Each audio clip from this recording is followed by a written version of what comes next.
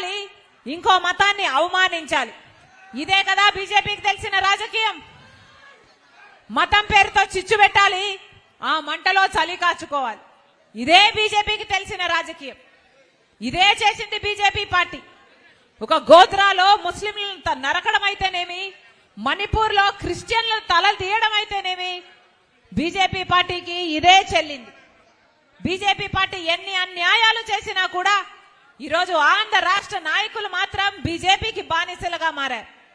ఎందుకు అని అడుగుతున్నాం. బీజేపీ పార్టీ ఏం చేసింది అని బీజేపీ పార్టీకి బానిసలుగా మారారో ఆంధ్ర రాష్ట్ర నాయకులు, ఇటు జగనన్న గారైనా అటు చంద్రబాబు గారైనా సమాధానం చెప్పాలి. బీజేపీ పార్టీ అధికారంలో ఉంది. బీజేపీ పార్టీ ఆ రోజు కాంగ్రెస్ పార్టీ 5 సంవత్సరాలు మనకు ప్రత్యేక హోదా ఇస్తామంటే ఆ రోజు బీజేపీ చెప్పిన మాట లేదు, 10 సంవత్సరాలు ఇస్తామని చెప్పారు. చంద్రబాబు గారు అయితే 10 సంవత్సరాలు సరిపోదు, 15 సంవత్సరాలు కావాలి అన్నాడు. ప్రత్యేక హోదా కోసమే నేను పొత్తు పెట్టుకుంటున్నాను బీజేపీ పార్టీతో అని చెప్పాడు. ఆఖరికి బీజేపీ పార్టీతో పొత్తు పెట్టుకుని చంద్రబాబు గారు అధికారం లేకొచ్చాక అటు బీజేపీ పార్టీ అధికారం లేకొస్తే ఈయన మంత్రి పదవులు కూడా తీసుకున్నారు.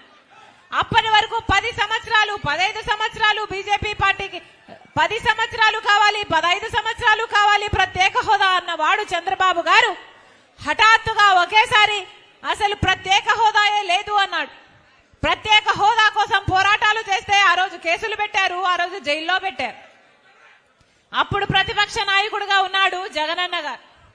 అప్పుడు జగనన్న గారు ప్రతిపక్ష నాయకుడిగా ఉండి ప్రత్యేక హోదా బీజేపీ పార్టీ ఎందుకు ఇవ్వడం లేదు, చంద్రబాబు గారు ఎందుకు కొట్లాడడం లేదు అని ప్రతిరోజు బీజేపీ పార్టీని, చంద్రబాబు గారిని దూషించాడు జగనన్న గారు ప్రతిపక్ష నాయకుడిగా. ప్రతిపక్ష నాయకుడిగా ప్రత్యేక హోదా కోసము నిరాహార దీక్షలు కూడా చేశాడు జగనన్న గారు. ఆఖరికి ప్రత్యేక హోదా కోసము జగనన్న గారు మూకుమ్మడిగా రాజీనామాలు చేద్దాము రమ్మని తెలుగుదేశం పార్టీ ఎంపీలను కూడా రమ్మన్నాడు, తెలుగుదేశం పార్టీని కూడా ఆహ్వానించాడు. మనం అందరూ రాజీనామాలు చేస్తే ప్రత్యేక హోదా ఎందుకు రాదో చూద్దాము అని జగనన్న ఆ రోజు సవాలు విసిరాడు. కానీ జగనన్న గారు ముఖ్యమంత్రి అయిన తర్వాత ఒక్క రోజైనా జగనన్న గారు ప్రత్యేక హోదా కోసం పోరాటం చేశారా?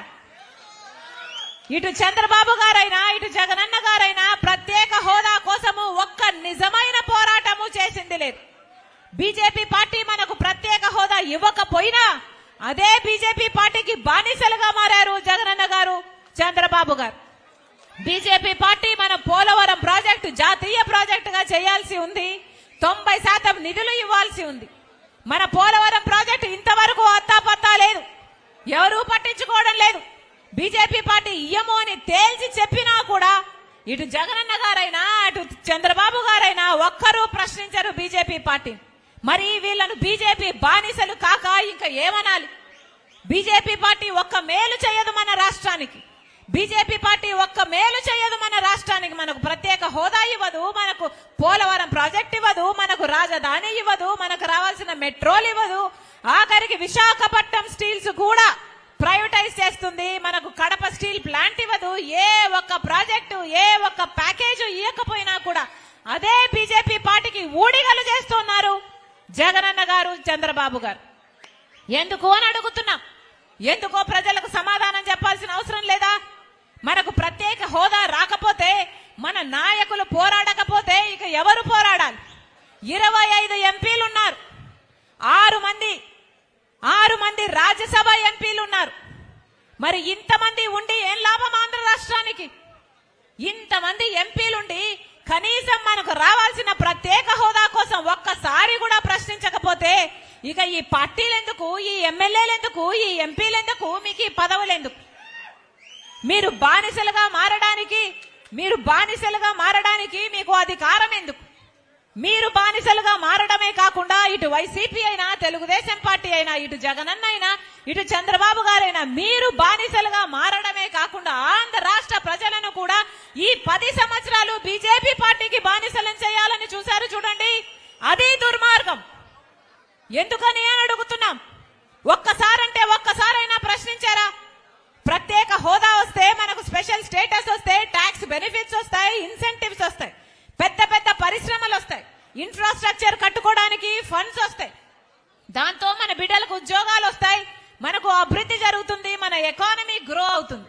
కానీ ఇప్పుడు ఏమైంది? 10 సంవత్సరాలుగా ఏదైనా ఎదిగామా? 10 సంవత్సరాలు అయిందే మనకు ఏదైనా మేలు చేశారా ఎవరైనా? కనీసం చెప్పుకోవడానికి ఒక రాజధాని అయినా ఉందా? ఒక మనిషేమో అమరావతి రాజధాని అంటాడు, సింగపూర్ ని చేస్తాను అంటాడు, 3D సినిమా చూపిస్తాడు. ఇంకో మనిషేమో ఒకటి సరిపోదు మనకు 3 కావాలి అంటాడు. ఈ కర్నూలు కూడా న్యాయ రాజధాని అంటాడు. ఏమైంది? 3 కనీసం ఒకటైనా అయిందా? మొత్తం అంతా గందరగోళమే. ఒక్కరికంటే ఒక్కరికైనా చిత్తశుద్ధి ఉందా? మనం ఏమి సాధించుకున్నట్టు? ఈ 10 సంవత్సరాలు మనకు వృధా అయిపోలేదా? అటు తెలుగుదేశం పార్టీకి ఓటేసినా మన జీవితాలు వృధా అయిపోయినాయి, ఇటు వైసీపీకి ఓటేసినా మన జీవితాలు వృధా అయిపోయినాయి. మరి ఎందుకు వేయాలి వీళ్ళకు ఓట్లు? బీజేపీ పార్టీకి వీళ్ళు మద్దతు ఇస్తుంటే, బేషరతుగా మద్దతు ఇస్తుంటే, సిగ్గు లేకుండా వాళ్ళు బానిసలుగా మారుతుంటే వీళ్ళకి ఎందుకు వేయాలి ఓటు? ఇదే కాంగ్రెస్ పార్టీ నాయకులు, కాడరు, కార్యకర్తలు వీళ్ళందరూ ప్రజల్లోకి తీసుకెళ్లాల్సిన అంశము ఇదే. ఎన్నికలు వస్తున్నాయి. ఈ ఎన్నికల సమయంలో మనం నిర్ణయం తీసుకోవాలి. ఎందుకంటే ఈ ఎన్నికల్లో తీసుకునే నిర్ణయమే మన జీవితాలను మార్చే ఆయుధం.